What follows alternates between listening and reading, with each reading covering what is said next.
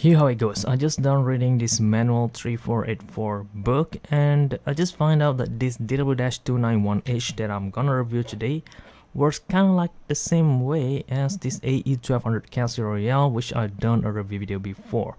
So today I'm gonna share a few things that I just realized about the watch with you guys. Starting off, of course, with the watch digital display. As you can see, I'm really glad that I picked the black and gold version instead of the default one, because in my opinion it looks way better. I mean, speaking of which, the gold and black ones come with mostly black as far as the watch band and bezel goes, and you also have a lot of gold accents such as 200 meter illuminator, just mode, search, light, button indicator, all in gold. In fact, they look like gold dust even. Pretty cool. Casio in gold, water resist down here, and HD stands for heavy duty series. All of this indicator at the centers also came in gold, and of course gold hue digital display, which looks really cool. Okay, that's pretty much it. The rest are just silver as far as the outside. As you can see, 4 screws to lock the bezel in silver, 4 side buttons all in silver, and the back plates also comes in silver. We'll visit all of that after. For the functions, it has day, date, and time. Pretty standard. And of course, digital hands up on top. They are so small, you could see it, but they are so small. I'll add a close-up shot so you guys could see how the hour, minutes, and seconds hands move, which is really cool thing to see. But again, if you could see it. But you do have your digital timekeeping down at the bottom, which is large, and you could illuminate the entire digital display by pressing this upper right button, and it will glow either 1.5 seconds or 3.0 seconds after glow. Since it glows in orange, in my opinion it fits really well with this gold digital display. It's just blending so good. Pressing this lower right button at home time could change your time to other city time, a quickly access to all of them. This is preset to New York, London, and Paris, and Tokyo time at T-1. You could set it up if you wanted to, and once you've done that, you could press and hold this like so until you hear a beep, and then the watch will automatically just cycle through all of those 4 cities just like that. So this will be coming handy if you really use this feature. You could just put it on the desk and it will keep cycling. Press this button or any button at all to return back to T-1, aka home timekeeping. Pressing this mode button will enter the world time to 48 cities and 31 time zones only. This will be the time zones or the world time. Your local time will be displayed up on top in these hands here, if you can see it. Okay, next you'll have an alarm, 5 of them without snooze functions, but you do have signal. You could cycle through all of them using this lower right button, and if you want to set the alarm, press the adjust. Okay, you could set it up to the very hours, very minutes, and the type of alarm. So 1 dash on will equals to a one-time alarm. You could change that to on, which means a daily alarm, and that's pretty much it. You cannot set to any specific dates and all. Next, you do have a countdown timer. I already leave it running. It has a range to 24 hours, which is great, and you can set it up to the very hour, minutes, also to the very seconds. So if you want to use a 5 seconds countdown timer, you could do that with the watch, and the graphics will move alongside with a 1/10 seconds precisions up on top and timekeeping in here, which is good. Next, a stopwatch. You could run this stopwatch all the way to 24 hours with a 1/100 seconds precision as being shown up on top, with split time and 1 or second place positions. Basically, you can use this for sports anyhow you like, but you don't have any target time at all in here. Pressing the button again will bring you back to home timekeeping. That will summarize all of these 3 buttons. If you want to set it up, press adjust. Like most Casio watch or even G-Shock watch, that works the same way. So here it is. Press mode to change whatever you want to set. In this case, the time or the world time, hour, minute, and then you could set the time format as well, 12-hour or 24-hour time format, so depending on what you are using, your date, year, and months and such, and LED lights afterglow. And that is all that you could set in the watch, nothing else. So far so good, very plain and simple. It works for a day-to-day watch user, which is great. And if you're really gonna beat up your watch, this watch is the best as well, because it's indeed from Casio heavy duty series, made to be beaten up. It is weird that Casio released this, and they also released G-Shock as well, which also meant to be beaten up. So where is the difference? What makes these things heavy duty and this is not?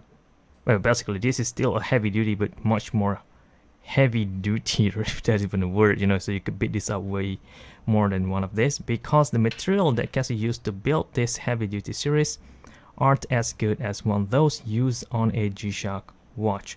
I mean, you're gonna need to spend years and years to finally find out the difference, but from my experience so far of holding or handling a lot of G-Shock watches, just by holding this piece on hand, I could instantly tell the difference as far as the exterior band and bezel material. The quality of the resin mixture is different. For example, the watch band. You could feel that it is more plasticky. I mean, everything is just plastic, but it feels different. You could feel it if you hold it on hand. And it is thicker, which is great. If you compare this to the AE1200, this one feels much more cheaper than one of these. This one is thicker, which means it could last you a lot longer than one of these. At least that's what I hope. But it uses a plastic buckle. It looks like one of those on a G-Shock watch in black. It is plastic. It's not even metal at all. The watch band keeper also feels a bit weaker, but that's okay. Everything is fully made in China, and the price for the whole thing is only 30 bucks or 33 or whatever. Depending on where you live, the price will differ significantly, but I paid around 30 bucks to get one of these, and I paid the same amount of price to get one of these as well, which means this watch could give me much more values in terms of toughness at the same price. However, this one does have the map, so depending on what you are actually looking for in the watch, your choice will differ. In my case, I like both. They both are special in their own way, even though they both works kind of like the same way, if you understand what I mean. Okay, next we'll have ring up on top. This is the thing that you'll notice as well. In my case, it came in black, locked with 4 screws, and you could remove this without affecting anything. It is just made out of plastic, even though it is painted to look like metal. So there you go. Unlike those on the G-Shock, usually they are metal, you know. And you have a 4 button made out of metal, big size, which is great, fits really well to this overall profile of the watch, big, and they are easy to use on or even off wrist. And that is it as far as the watch body. This part over here is just for guard, nothing else, not the button at all. The watch band was locked with a spring bar down here of 18mm lug, so you could easily change this to a third-party strap out there. But if you want to change the band, you might want to match the size of this upper region as well. So this section will goes for 27.5mm. So find a watch band that could match the body, so it will integrate really well. And the back plate was locked with 4 screws on each corner. You have Casio 344 DW-291H stainless steel backwater resistant 20 bar and made in China EA. Yeah, a fully made in China Casio watch that is 200 meter water resistance. And I forgot to mention, this glass is mineral, not plastics as used on this AE1200. And speaking of which, I already scratched this. Because it is plastic, it is easily scratched, unlike on a mineral glass, even harder to be scratched. And just in case you scratched it, you know, you could easily remove these 4 screws, take this bezel out, polish it out without damaging this side piece, put it back on, you're good to go. The glass also have a little bit of bevel edge to it, which makes it look really good, and even if you polish it up, you won't affect it as much. So pretty nice design. I love it. It looks pretty neat, simple. It is lightweight, and the fit is great as well. Yeah, I have a 15cm circumference wrist, so if you have a wrist like mine, the fit will look like this.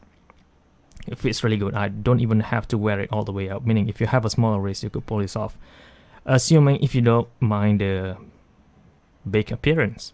I don't mind it, so I'm all good. Besides, it is tougher, it feels solid, and really not really solid. It feels good, but not as good as when you are wearing a G-Shock. That's what I have to say. But the price is only 30 bucks. I really don't have to complain. It's all depending on what you're really looking for in a watch. And in my case, this is how I look like. I don't wear Casio, I wear G-Shock, but I give all of my Casio to my wife. She wears it to work, doing desk work. And if there's any issues that comes up, she'll complain to me and I'll share it with you guys in the future.